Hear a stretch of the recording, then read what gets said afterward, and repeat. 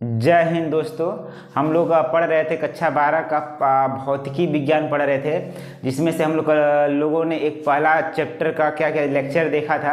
आज उस लेक्चर को कंटिन्यू करते हैं दोस्तों। तो आइए हम लोग आगे बढ़ते हैं। देखिए दोस्तों, कुछ नोट्स दिया है, मैंने नोट्स लिखवाया हूँ। उस नोट्स को बहुत ही इंपॉर्टेंट है, जो अगर इसके बिना मतलब कि अगर ये बहुत क्या है इंपॉर्टेंट है परीक्षा की दृष्टि से, और मतलब जो भी नीट वीट की तैयारी कर रहे हैं तो उनके लिए भी क्या है बहुत इंपॉर्टेंट है। छोटा छोटा प्रश्न है लेकिन बहुत क्या रखता है, अपने में इंपॉर्टेंट मायने रखता है। तो आइए देखते हैं दोस्तों। इधर दिया है पदार्थ। पदार्थ क्या होता है दोस्तों? तो पहले ये बताइए, पदार्थ वह होता है जो स्थान घेरता है, जिसमें भार होता है और जिससे हम अपने ज्ञानेंद्रियों द्वारा क्या करते हैं, महसूस करते हैं। जैसे कि ये हमारा क्या है, मार्कर क्या है, पदार्थ है। जहाँ पर रखेंगे वहाँ का क्या रख लेगा, स्थान घेर लेगा। उठाएंगे तो कुछ तो भार होगा, और जिसे हम अपने ज्ञानेंद्रियों द्वारा आँख, नाक, कान, जीभ, त्वचा के द्वारा इसको क्या कर सकते हैं, महसूस कर सकते हैं। यही हमारा क्या कहलाएगा, पदार्थ कहलाएगा। तो देखिए दोस्तों, पदार्थ और पदार्थ के जो छोटे छोटे जो पदार्थ का निर्माण होता है वह छोटे छोटे कणों से मिलकर होता है, जिसे हम क्या कहते हैं, परमाणु कहते हैं। क्या कहते हैं? पदार्थ के जो छोटे छोटे कणों को हम क्या कहते हैं, परमाणु कहते हैं। अब परमाणु क्या होता है दोस्तों? अब परमाणु भी क्या होता है, पहले माना जाता था कि परमाणु क्या है, अविभाज्य है। क्या है, अविभाज्य है। मतलब परमाणु को हम लोग क्या कर सकते हैं, विभाजित नहीं कर सकते हैं। लेकिन बाद में परमाणु क्या हो गया, आपका विभाजित हो गया, और जो कि 3 मौलिक कण इलेक्ट्रॉन, प्रोटॉन और न्यूट्रॉन की सहायता से क्या होता है, बना होता है दोस्तों। तो परमाणु पदार्थ के जो छोटे छोटे कणों को क्या कहेंगे, परमाणु कहेंगे। और उसके जो मतलब मौलिक कण हैं, पदार्थ के जो मौलिक, परमाणु के जो मौलिक कण है, इलेक्ट्रॉन, प्रोटॉन और न्यूट्रॉन से मिलकर बना होता है। और यहाँ पर देखिएगा, इलेक्ट्रॉन जो होता है आपका ऋणावेशित होता है, और यहाँ पर जो प्रोटॉन होता है आपका धनावेशित होता है, और न्यूट्रॉन पर क्या होता है, कोई आवेशित नहीं होता है। मतलब इलेक्ट्रॉन होता है परमाणु के बाहर चारों ओर वृत्ताकार पथ पर क्या करता है, गति करता है। और क्या करता है, जो प्रोटॉन होता है और न्यूट्रॉन जो होते हैं नाभि के अंदर क्या होते हैं, प्रबल नाभिकीय बल की सहायता से क्या होते हैं, बंधे होते हैं। आइए दोस्तों देखते हैं क्या है कि परमाणु, पहला पॉइंट क्या है, परमाणु उदासीन होता है। सही बात है, परमाणु उदासीन होता है। मतलब क्या है कि अगर यहाँ पर देखिएगा, परमाणु उदासीन होने का मतलब है कि ये हमारा परमाणु है। अब इसके अंतर्गत हमारा क्या है, नाभिक है। इसको हम लोग क्या बोलेंगे दोस्तों, नाभिक। ये हमारा क्या है, नाभिक। और ये हमारा क्या है, परमाणु। तो अब इसके अंदर क्या होगा, P से प्रोटॉन और N से हो जाएगा आपका न्यूट्रॉन। और इसके बाहर चारों तरफ कौन चक्कर लगाएगा, इलेक्ट्रॉन। तो दोस्तों क्या होता है कि इलेक्ट्रॉन पर जितना माइनस चार्ज होता है, प्रोटॉन पर उतना ही क्या होता है, प्लस चार्ज होता है। तो माइनस चार्ज प्लस चार्ज मिलकर क्या हो जाए, जैसे कि इधर पे देखिएगा, इलेक्ट्रॉन पे कितना चार्ज होता है, -1.6 गुणे 10 घाते कितना, -19 कूलाम। और प्रोटॉन पे कितना होगा, ठीक इसका ही उल्टा 1.6 गुणे 10 घाते कितना, 19 कूलाम। तो देखिएगा इधर प्लस इधर माइनस, प्लस माइनस आपस में कट कर क्या हो जाएगा, 0 हो जाएगा। इस प्रकार से परमाणु हमारा क्या हो गया, उदासीन हो गया दोस्तों। अब परमाणु अगर उदासीन न होता है तो क्या होता, अगर परमाणु ना उदासीन होता है तो हमारा पदार्थ क्या होता है, आवेशित होता। तो हम क्या होता कि अगर हम किसी भी वस्तु के पास जाते, यदि किसी भी बड़ी वस्तु के पास जाते तो या तो हम लोग उसी में सट जाते, या क्या होता हम उसी के या उससे क्या हो जाते, दूर हट जाते। तो यही तो होता लफड़ा ना। तो भगवान ने जो भी बनाया है सोच समझ कर बनाया, परमाणु को क्या कर दिया है, उदासीन कर दिया है। इसलिए देखिएगा, हम दीवार के पास में है तो दीवार हमको खींच रहा है, नहीं खींच रहा है, क्योंकि दीवार भी उदासीन, हम भी उदासीन। इसलिए क्या है, इसलिए क्या कोई खींच रहा है, नहीं खींच रहा है। अब देखिए दोस्तों, पहला बात, परमाणु क्या होता है, उदासीन होता है। इसका मतलब परमाणु के अंदर जितना इलेक्ट्रॉनों की संख्या होती है उतना प्रोटॉनों की संख्या होती है, लेकिन इन पर आवेश क्या होता है, बराबर और विपरीत होता है। ठीक, पहला पॉइंट हो गया। दूसरा का पॉइंट दिया है कि किसी वस्तु के आवेशित होने के लिए इलेक्ट्रॉन जिम्मेदार होता है, प्रोटॉन नहीं। इसका मतलब क्या होता है दोस्तों, आइए इसको हम लोग थोड़ा सा समझ लेते हैं। अगर कोई आवेशित हो रहा है तो उसके लिए जिम्मेदार कौन है, चलिए दिखाते हैं आपको। अगर मान लीजिए दोस्तों कि अगर आपका सोडियम है, सोडियम पर Na होता है, इसका इलेक्ट्रॉनिक विन्यास होता है 2 8 1 होता है, तो इस पर एक इलेक्ट्रॉन इसको क्या कर देता है, दे देता है, तो सोडियम पर कैसा चार्ज आता है, प्लस चार्ज होता है। अगर यही क्लोरीन पर कैसा चार्ज होता है, तो 2 होता है, 8 होता है और 7 होता है। तो इसे एक इलेक्ट्रॉन की क्या होती है, आवश्यकता होती है। ये किसी एक इलेक्ट्रॉन से लेगा, तो ये सोडियम से लेगा, तो सोडियम लेगा देगा तो प्लस आवेश, और ये क्लोरीन लेगा तो इस पर कौन सा आवेश आ जाएगा, आपका माइनस आवेश आ जाएगा दोस्तों। तो अब यही मैं बात पूछता हूं कि आवेशित होने के लिए कौन जिम्मेदार होता है, मतलब इस पर प्लस चार्ज रहेगा, इस पर माइनस चार्ज रहेगा, इसके पीछे का जिम्मेदार कौन है, तो इसके पीछे का जिम्मेदार होता है दोस्तों इलेक्ट्रॉन खुद ही जिम्मेदार होता है। जैसे देखिए इधर यहाँ पर देखिएगा, जैसे कि ये हमारा क्या है, परमाणु है, परमाणु के अंदर हमारा क्या है, नाभिक है। नाभिक में क्या होता है, प्रोटॉन होता है और प्लस के क्या होता है, न्यूट्रॉन होता है। प्रोटॉन पर कैसा आवेश होता है, प्लस चार्ज होता है, और इलेक्ट्रॉन जो होता है आपका इसके बाहर कक्षा में होता है। दोस्तों एक चीज़ बताइए, कक्षा आप लोग 11 में पढ़े होंगे कि अगर हम नाभिक से मतलब कि इलेक्ट्रॉन की दूरी यदि नाभिक से दूर है, जैसे कि इसको ऐसे समझिए, एक इलेक्ट्रॉन यहाँ, एक इलेक्ट्रॉन यहाँ, एक इलेक्ट्रॉन है, एक इलेक्ट्रॉन है, तो आप लोग खुद ही बताइए कि किस इलेक्ट्रॉन को निकालना क्या है, बहुत ही क्या है, सरल है। क्योंकि देखिएगा अगर कोई किसी भी इलेक्ट्रॉन का नाभिक से दूरी बढ़ जाएगी, अगर देखिए ये इलेक्ट्रॉन है, नाभिक से दूरी क्या है, ज़्यादा है, अगर नाभिक से दूरी ज़्यादा है तो उस पर लगने वाला आकर्षण बल भी क्या होगा, कमजोर होगा। अतः हम कम ऊर्जा की सहायता से इस बाहरी वाले इलेक्ट्रॉन को क्या कर सकते हैं, निकाल सकते हैं। अगर इस वाले इलेक्ट्रॉन को निकालना होगा तो ये थोड़ा सा नाभिक के क्या है, करीब है। अगर नाभिक के करीब है तो इस पर आकर्षण बल भी क्या होगा, ज़्यादा होगा। आकर्षण बल ज़्यादा होगा दोस्तों तो क्या होगा, अगर आकर्षण बल ज़्यादा होगा तो हमको और ऊर्जा की क्या होगी, आवश्यकता होगी। पर निकल क्या आ रहा है, निकल तो इलेक्ट्रॉन ही निकल रहा है ना। इलेक्ट्रॉन जैसे निकलता है तैसे उस पर क्या चला जाता है, प्लस चार्ज।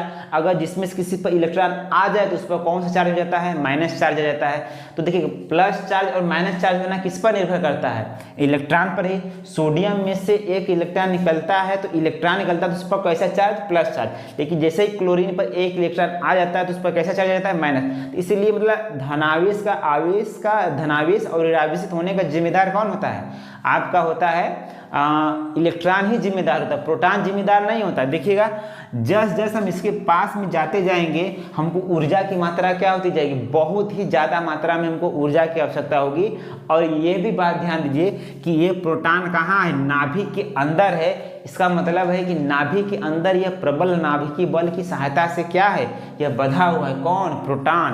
प्रोटॉन कहाँ से निकल पाएगा, क्योंकि देखिएगा इसको निकालने में ही अपन नानी याद आ जा रही है। तो सोचिए कि यह प्रोटॉन नाभिक के अंदर प्रबल नाभिकीय बल की सहायता से क्या है, बंधा हुआ है, जिसको निकालने के लिए हमको अपार मात्रा में क्या चाहिए, ऊर्जा की आवश्यकता चाहिए। तो इसीलिए हमको निकालना, कौन निकल सकता है आसानी से, इलेक्ट्रॉन ही निकल सकता है। और इलेक्ट्रॉन ही क्या है, जिम्मेदार है किसके जिम्मेदार होता है, आवेश होने के लिए। मतलब किस पर आवेश होगा या किस पर ऋण आवेश होगा, इसका जिम्मेदार कौन होगा, इलेक्ट्रॉन होगा।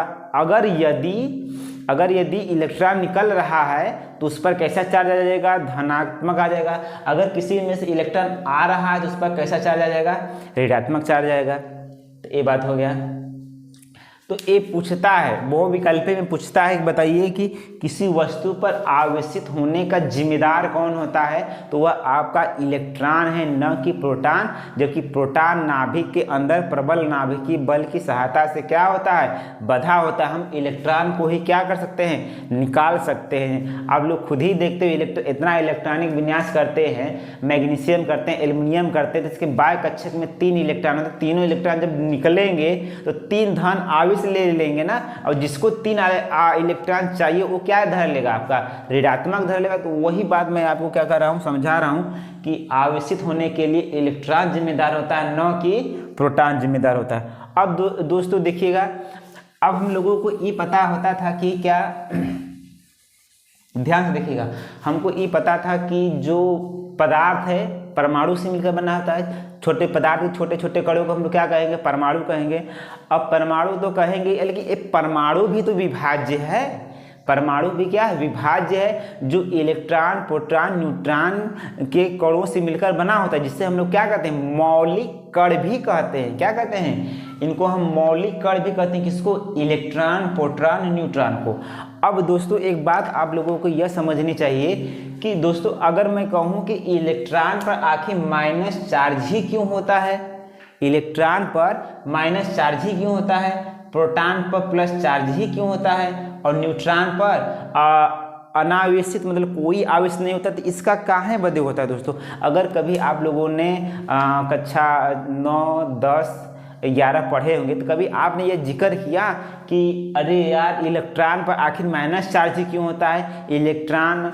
अब ये मत कहिए कि जो देता है तो उस पर धनावेश जो लेता है वो वाला पार मत सोचिए, कि सोचिए कि आखिर ऐसा क्या है गुण कि जो इलेक्ट्रॉन पर माइनस चार्ज को रख देगा और प्रोटॉन जो P है उस पर प्लस चार्ज रहेगा और न्यूट्रॉन पर ऐसा क्या है मतलब कि उदासीन। ऐसा क्या पीछे कोई तो गुण होगा कि जो न्यूट्रॉन को उदासीन कर रहा होगा, प्रोटॉन को धनावेशित कर रहा होगा, और जो आपको इलेक्ट्रॉन को क्या कर रहा होगा, ऋणावेशित कर, कोई तो है ना। तो आइए उसी को बारे में जानते हैं दोस्तों। दरअसल होता क्या है कि जिस प्रकार से जो पदार्थ होता है वो छोटे छोटे कणों से मिलकर बना होता है, जिसे हम परमाणु कहते हैं। मतलब पदार्थ भी छोटे छोटे कणों से मिलकर बना है। अब जो छोटे छोटे कण परमाणु, अब परमाणु भी क्या है, छोटे छोटे कणों से, जिसे हम इलेक्ट्रॉन प्रोटॉन न्यूट्रॉन से भी मिलकर बना होता है। अब दोस्तों यही इलेक्ट्रॉन प्रोटॉन न्यूट्रॉन, कौन, इलेक्ट्रॉन प्रोटॉन न्यूट्रॉन भी ये क्या है, इनको भी विभाजित कर दिया गया है। मतलब इनका भी क्या किया गया है, निर्माण किया गया। इनके भी क्या है, मौलिक कण है। देखिए जैसे मूल कण भी क्वार्क से बने होते हैं। क्वार्क मतलब एक पार्टिकल है जिसका नाम दे दिया गया है क्वार्क। अब देखिए क्वार्क क्या होता है कि क्वार्क के मिलने से ही क्या बनता है आपका, इलेक्ट्रॉन प्रोटॉन और न्यूट्रॉन बनता है। क्या बनता है आपका, इलेक्ट्रॉन प्रोटॉन और न्यूट्रॉन बनता है। तो इसका मतलब है कि परमाणु टूटता है किसमें, इलेक्ट्रॉन प्रोटॉन न्यूट्रॉन में। तो इलेक्ट्रॉन प्रोटॉन न्यूट्रॉन किसमें टूटेगा, तो बनेगा उसकी मौलिक कण क्या है, तो उसको बोलते हैं क्वार्क। क्या बोलते हैं, क्वार्क। क्या बोलते हैं, क्वार्क। अब देखिए दोस्तों, देखिए मूल कण भी क्वार्क से बने होते हैं। यह क्या होते हैं, अस्थायी होते हैं। अस्थायी का मतलब होता है यह स्वतंत्र अवस्था में नहीं रह सकता है। जैसे ही अगर इसे हम इसमें से निकालने की कोशिश करेंगे तो ये तुरंत ही क्या हो जाएगा, फिर उसी वस्तु में क्या हो जाएगा, विलीन हो जाएगा। इसका मतलब हम जैसे कि जिस तरह से यह परमाणु पदार्थ स्वतंत्र अवस्था में रह सकता है, लेकिन ये क्या बोलते हैं, ये क्वार्क होते हैं स्वतंत्र अवस्था में नहीं होते, ये अस्थायी होते हैं, बस क्षण भर के लिए रहते हैं, फिर क्या होते हैं, नहीं रहते। तो अब देखिए दोस्तों, अब क्वार्क हमको पता हो गया कि क्वार्क से ही क्या मिलकर बने होते हैं, इलेक्ट्रॉन प्रोटॉन न्यूट्रॉनों का क्या होता है, निर्माण होता है। अब देखिएगा क्वार्क कितने प्रकार के होते हैं, तो क्वार्क भी कितने प्रकार के होते हैं, 6 प्रकार के होते हैं। कितने प्रकार के हो गए दोस्तों, क्वार्क कितने प्रकार के, 6 प्रकार के। क्वार्क क्या होता है, क्वार्क की सहायता से इलेक्ट्रॉन प्रोटॉन न्यूट्रॉन का क्या होता है, निर्माण होता है। क्वार्क कितने प्रकार के होते हैं, 6 प्रकार के होते हैं। जबकि इसमें से पढ़ना कितना है, दो पढ़ना है। कौन कौन सा, जिसको बोलते हैं एक अप क्वार्क बोलते हैं और एक बोलते हैं डाउन क्वार्क। एक होता है अप क्वार्क, एक होता है डाउन क्वार्क। अप क्वार्क और डाउन क्वार्क, अप क्वार्क और डाउन क्वार्क। अप क्वार्क जो होता है इसका जो मान होता है 2/3 पॉजिटिव में। डाउन क्वार्क का मतलब है, अप क्वार्क जो होता है 2/3 जो क्या होता है, पॉजिटिव जो पार्टिकल है उसका जो है मान है 2/3 होता है। ठीक दोस्तों, अब देखिएगा इसमें डाउन क्वार्क जो होता है -E/3। ये E का मतलब होता है इलेक्ट्रॉन, मतलब इलेक्ट्रॉन के भाग का 1/3 वाला भाग है। ठीक, यहाँ अप क्वार्क है और क्या है, डाउन क्वार्क। हाँ 6 प्रकार का होता है, लेकिन पढ़ेंगे यहाँ पे कितना, 2 ही प्रकार का। कौन कौन सा, अप क्वार्क और आपका हो जाएगा डाउन क्वार्क। अब देखिए यही दोनों जिम्मेदार होंगे, कौन, यही अप क्वार्क और डाउन क्वार्क ही जिम्मेदार होंगे इलेक्ट्रॉन पर ऋणावेशित होने का, प्रोटॉन पर धनावेशित होने का और न्यूट्रॉन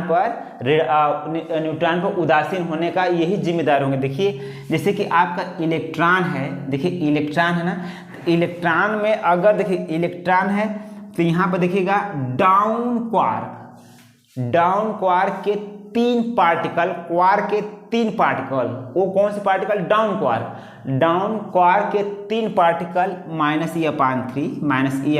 और -e/3। जब इन दोनों को जोड़ेंगे तो देखिए दोनों का हर समान है और -e और -e जोड़ेंगे तो कितना आ जाएगा आपका, आ जाएगा कितना आएगा -3/3 हो जाएगा और e हो जाएगा कट जाएगा, आपका कितना बचेगा -e बचेगा।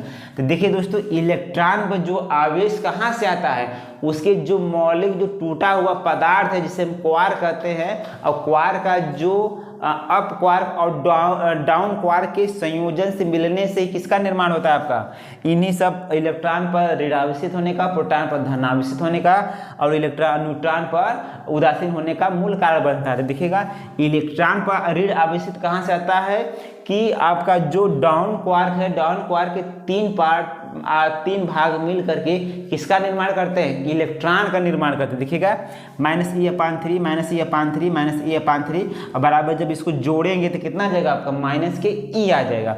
दूसरा बात देखिएगा प्रोटॉन क्या है, कि प्रोटॉन पर कैसा चार्ज होगा, प्लस चार्ज। तो कितने डाउन क्वार्क और कितने अप क्वार्क मिल करके क्या बनाएंगे, प्रोटॉन बनाएंगे। तो यहाँ पर देखिएगा यहाँ पर +2/e और +2/3e और -e/, इसका मतलब 2 ठो कौन सा अप क्वार्क रहेगा और एक क्या रहेगा डाउन क्वार्क रहेगा, तो किसका निर्माण करेगा, प्रोटॉन का। देखिए कैसे इन दोनों को जोड़ेंगे तो 2 दूना का 4, 4/3 हो जाएगा, -e/3 इसमें घटा देंगे तो कितना आ जाएगा आपका आ जाएगा 3/3 आ जाएगा और कट जाएगा तो कितना बचेगा, सिर्फ और सिर्फ e बचेगा। क्या बचेगा, और वो भी किसमें बचेगा, पॉजिटिव में। तो देख रहे हैं यहाँ पर प्रोटॉन का मान किसमें आ रहा है, धनात्मक में आ रहा है कि नहीं।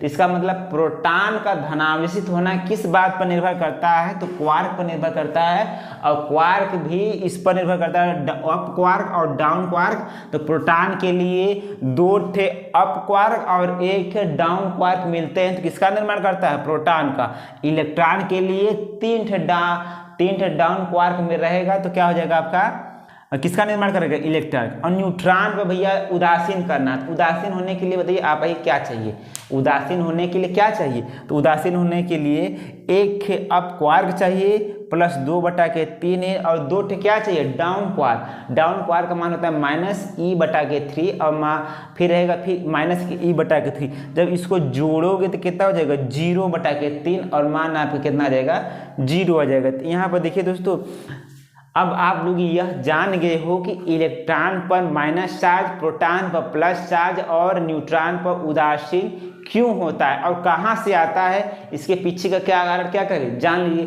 क्योंकि जो इलेक्ट्रॉन भी होते हैं वह किससे मिलकर बने होते हैं, जो मौलिक कण होते हैं वो क्वार्क से मिलकर बने होते हैं। क्वार्क 6 प्रकार का होता है जिसमें से हमको 2 ही ठो पढ़ना है, अप क्वार्क और डाउन क्वार्क। अप क्वार्क का मान 2/3 प्लस ई होता है, जबकि डाउन क्वार्क का जो मान होता है -e/3 होता है। और इन्हीं के संयोजन से इलेक्ट्रॉन पर आवेश, प्रोटॉन पर आवेश और न्यूट्रॉन पर क्या होता है, आपके आवेश का क्या होता है दोस्तों, निर्माण होता है। तो हम हट जाते हैं, क्या करिए अब इसको क्या करें नोट कर लीजिए दोस्तों, क्योंकि यह एक बेहतरीन है और इसको क्या हर कंपटीशन में हर जगह क्या करता है पूछता रहता है। तो मैं हट जाता हूँ, इसको आप क्या करिए नोट कर लीजिए।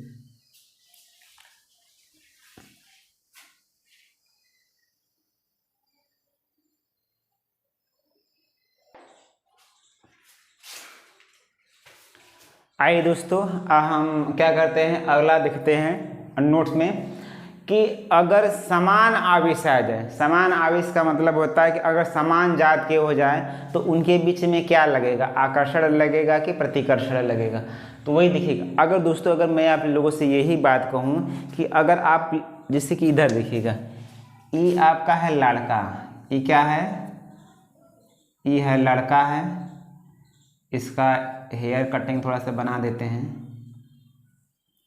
ये आपका है लड़का और ये भी है आपका लड़का है, ठीक, और इसका भी थोड़ा सा हेयर कटिंग बना दे, ठीक। ये दोनों लड़का है, ये देखिए इस लड़का है, ये लड़का है और ये भी लड़का। यह लड़का है कि नौकरी वाला है, अच्छा खासा है, पर्सनालिटी है, पैसे वाला है। अगर मैं कहूँ कि इस लड़के को इस लड़के से शादी कर ले तो क्या कभी करेगा, हिरगिज नहीं करेगा, क्योंकि इन दोनों का जात क्या है, ए भी मेल है, ए भी मेल है। तुम लाख हुस्नदार रहो, तुम लाख विश्व सुंदरी भी रहो, चाहे कुछ भी रहो, अगर तुम लड़का हो, हम भी लड़का है, तो तुमसे शादी करने का तो मना नहीं करेगा। काहे करेगा शादी जी? उसको अपना वंश चलाना है ना। कि अब देखिएगा कितनों भी सुंदर रहेगा तो शादी करेगा? नहीं ना करेगा। तो वही मैं बात कर रहा हूँ कि समान जो होगा, असमान आवेश होगा, एक दूसरे को क्या करेंगे? हटेंगे। एक दूसरे को क्या करेंगे? प्रतिकर्षण करेंगे। प्रतिकर्षण का मतलब क्या करें? एक दूसरे से हट जाएंगे। मैं लाख कोशिश कर लूँ कि एक दूसरे से शादी कर लो भैया, कर लो शादी, कर ला, लेकिन करेंगे? मना नहीं करेगा एकदम।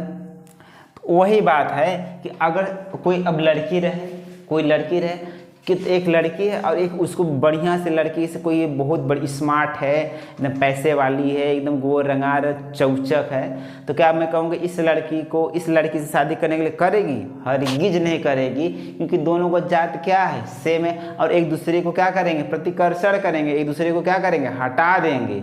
समझ रहे कि नहीं? हटो तो हम नहीं इसमें शादी करेंगे, है कि नहीं? तो वही वाली बात। अगर लेकिन अगर यही प्रतिकर्षण अगर देखिएगा समान आवेश है तो क्या हो रहा है? प्रतिकर्षण। रीढ़ है तो ये भी क्या हो रहा है? प्रतिकर्षण। लेकिन जैसे ही आपका क्या आ जाए? विपरीत आवेश आ जाए, लड़की भी हैंडसम है, लड़का भी हैंडसम है, लड़की भी लोल है, लड़की लोल का मतलब पैसे से लोल है, लेकिन खूबसूरत से बकलोल है। लड़का क्या है आपका? तो पैसा वाला है, हैंडसम वाला, तो लड़की फटाक से शादी कर लेगी? नहीं कर लेगी? अरे एकदम सराक से शादी कर लेगी, पूछिए मत। तो अब वही वाला है। लेकिन आवेश क्या है? विपरीत। दोनों शादी क्या कर लेंगे? दोनों क्या हो जाएंगे? राजी हो जाएंगे ना। लड़की क्या हो, कैसे भी चलेगी, लड़का कामयाब हो, शादी क्या हो जाएगा? तुरंत हो जाएगा, है कि नहीं? सब लड़कियां कहाँ देखती हैं? पैसा देखती हैं।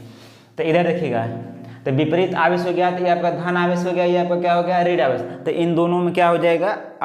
आकर्षण हो जाएगा। इसका मतलब, मेरे कहने का मतलब यह है कि अगर आवेश विपरीत आवेश के हों, विपरीत आवेश के हों, तो उसमें क्या हो जाएगा? आकर्षण होगा। अगर समान आवेश के हो जाएंगे तो उसमें क्या हो जाएगा? आपका प्रतिकर्षण हो जाएगा। और समान आवेश में दो प्रकार के हो सकता है, या तो दोनों धनावेशित हो सकता है, या तो दोनों क्या हो सकता है? ऋण आवेशित हो सकता है। देखिएगा धनावेशित है तो इन दूसरों को क्या करे? हटो। लड़का लड़का शादी नहीं हो सकता। लड़की को जबरदस्ती करे तो ये लड़की तुम शादी करो, कभी होगा नहीं करेगा, मना नहीं करेगा शादी करने का।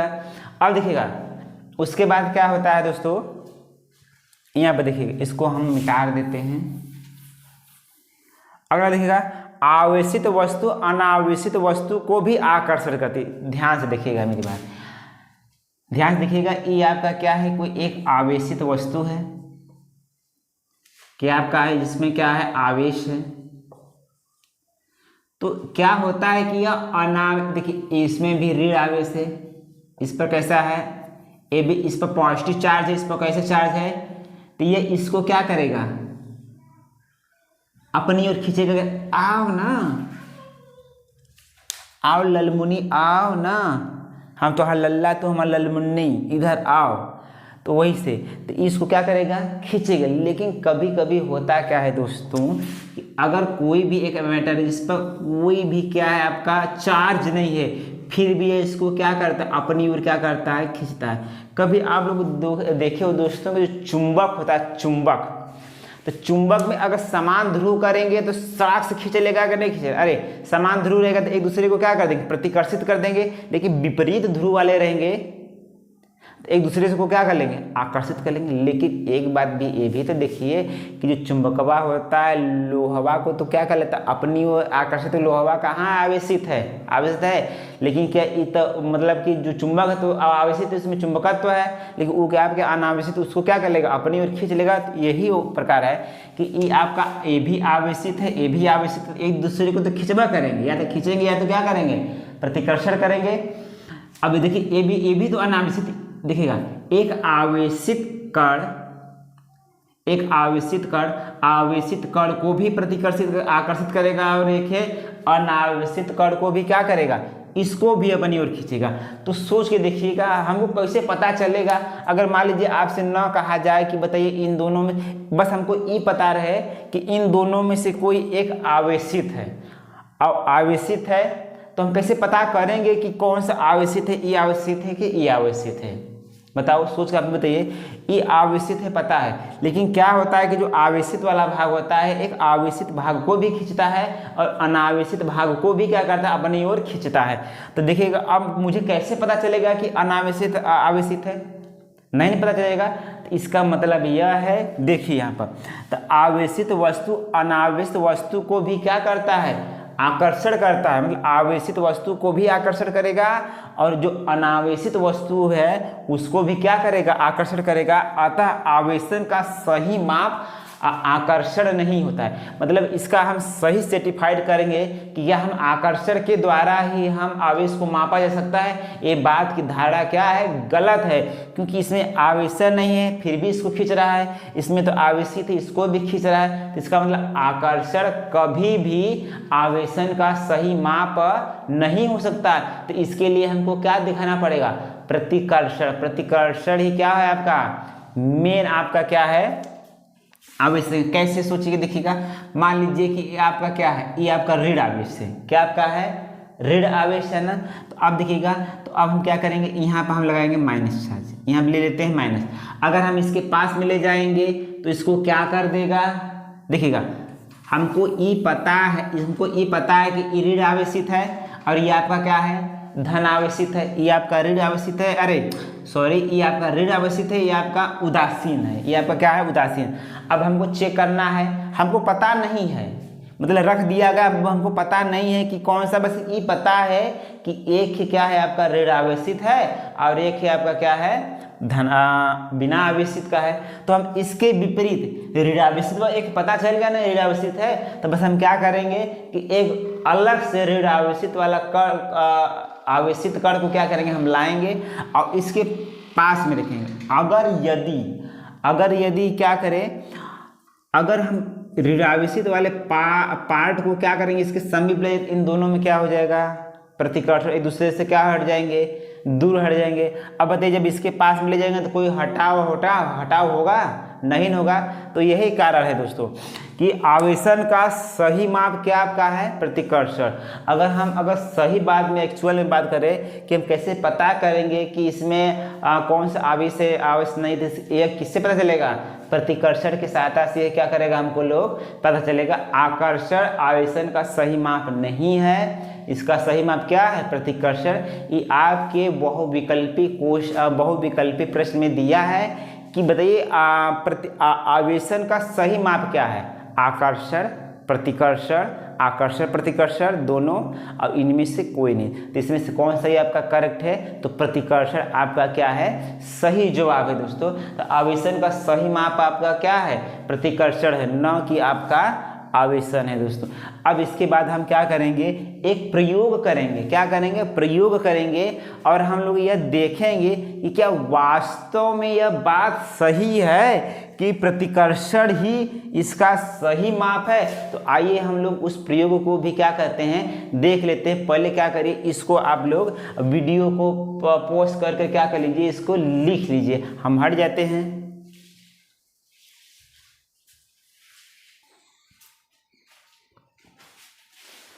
आइए हम दो लोग देख लेते हैं इस प्रयोग को कि आवेशन का जो सही माप है वो क्या आपका है, प्रतिकर्षण है, न कि आकर्षण। देखिए हम लोग करते क्या है कि एक जार ले लेते हैं बड़ा सा, इसमें हम इसको एक वायर की सहायता से कनेक्टिंग करा देंगे। क्या करा देंगे, कनेक्टिंग करा देंगे।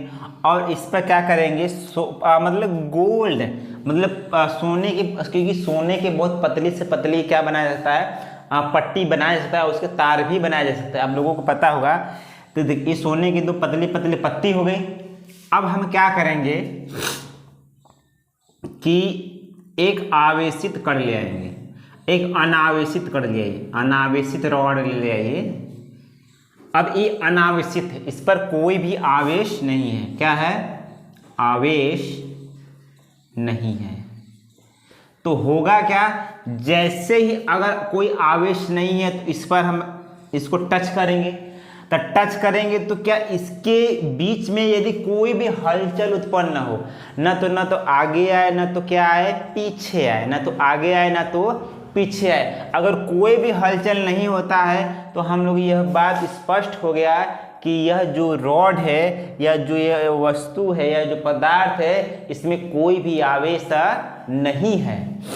अगर हम क्या देखते हैं कि अगर हम यदि कोई आवेशित भाग ले आते हैं इस पर, ये थोड़ा सा पास कर दीजिए। अगर आवेशित भाग ले आए तो आवेशित भाग जैसे इस पर क्या करेंगे सॉरी, जैसे ही आवेशित भाग इस पर क्या करेंगे हम लोग टच करेंगे तो आवेश इस वायर से होते हुए कहाँ आ जाएगा, पास में, plus charge plus charge plus charge plus charge, यहाँ पर प्लस, इस सोने की पत्ती पर भी आएगा तो इधर भी आएगा तो इधर भी आएगा। तो देखिएगा इन दोनों पर प्लस चार्ज है और इस पर भी कैसा चार्ज है, प्लस चार्ज है। अब हम लोगों को पता है कि प्लस चार्ज की प्रकृति क्या होती है, अगर समान जात का रहेगा तो क्या बताइए एक दूसरे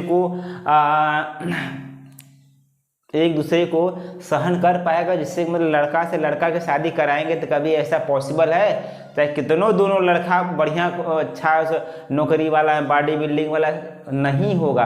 तो उसी प्रकार से जब ए भी प्लस चार्ज बताइए कभी प्लस चार्ज आपस में जुड़ेंगे नहीं ना, एक दूसरे को क्या कर देंगे, प्रतिकर्षित करेंगे। और जैसे ही प्रतिकर्षित कर दिए तो हम लोग बात जान जाएंगे कि भैया इसमें क्या है, यह जो रॉड है यह क्या है, आवेशित वाला भाग है। क्या है आपका, है आवेशित भाग है। क्यों, क्योंकि अगर इस सोने की पत्ती का दूर हट जाना जैसे करेंगे क्या हो जाएगा, क्योंकि धनावेशित या तो ऋण आवेशित होगा, तो ये दोनों एक दूसरे से क्या हो जाएंगे, दूर हट जाएंगे। और दूर हटने का मतलब क्या हो रहा है, प्रतिकर्षण हो रहा है। और प्रतिकर्षण इसका मतलब इसमें क्या है, आवेशन है। आवेश है इसका मतलब आवेशन का सही माप आपका क्या है, प्रतिकर्षण है, न कि आकर्षण है दोस्तों। तो आज का लेक्चर यहीं पर हम लोग समाप्त करते हैं। अगले पार्ट में हम लोग जानेंगे आवेश के क्या होता है, गुणधर्म के बारे में बात करेंगे कि आवेश के गुणधर्म क्या होते हैं, जहां पर हम Q बराबर NA की बात हम लोग करेंगे। तो अनेक प्रकार के हम लोग वहां पर बात करेंगे। तो कल के लिए क्या करते हैं, हम लोग लेक्चर को छोड़ते हैं, हम हट जाते हैं। आप क्या करें, इस प्रयोग को क्या कर लीजिए, लिख लीजिए। लिखना क्या है, इसमें आप लोग बना एक पात्र ले लेते हैं, एक क्या करते हैं, एक वायर ले लेते हैं, इसको कनेक्टिंग करा देते हैं। इसके निचले सिरे पर सोने के 2 पतली पत्ती ले लेते हैं। जब हम अनावेशित भाग को इस पर टच कराते हैं तो कोई भी हलचल नहीं होता है। जैसे ही आवेशित भाग को टच कराते हैं तो इसके दोनों भाग क्या होते हैं, दूर हट जाते हैं। इससे हमको यह पता चलता है कि इस पर ए भाग कैसा है, आवेशित भाग है। और अप्रतिकर्षण का मतलब क्या होता है, दूर हट गया। अप्रतिकर्षण ही क्या बात साबित करता है कि प्रतिकर्षण ही आवेशन का क्या है, सही माप है, न कि आकर्षण दोस्तों। तो थैंक यू, जय हिंद, जय भारत।